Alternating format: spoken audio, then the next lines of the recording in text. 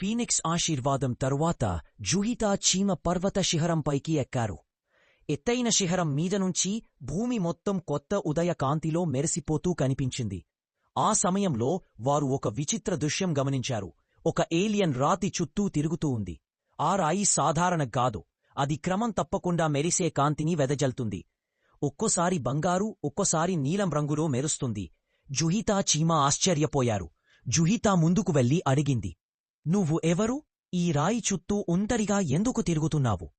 ఆ ఏలియన్ మెల్లగా వారివైపు తిరిగింది. అతని కళ్లలో లోతైన బాధ కనిపించింది. అతను నిశ్శబ్దంగా చెప్పాడు, "నేను బ్లూయి గ్రహానికి చెందిన వాడిని. ఈ రాయి మా ప్రపంచం నుంచి పడిపోయిన జ్ఞాపకరాయి. దానిలో మా నాగరికత ఆత్మ ఉంది. కాని నేను ఒక్కడినే మిగిలిపోయాను. మా ప్రజలందరూ చీకటి శక్తుల చేతిలో చిక్కుకుపోయారు." ఆ రాయి మరింత ప్రకాశించింది. అతని మాటల్ని సమ్మతిస్తున్నట్టుగా చీమ మెల్లగా జుహితా చెప్పింది, "జ్ఞాపకరాయి అంకే ఈ విశ్వంలో మిగిలిన చివరి ఆశ కావచ్చు." "భయపడకు" అంది జుహితా. "నువ్వు ఇక ఒంటరివి కావు. మేమున్నాం. ఆ రాయి రహస్యమేంటో కలసి తెలుసుకుందాం. నీ ప్రజలను విముక్తం చేసుకుందాం."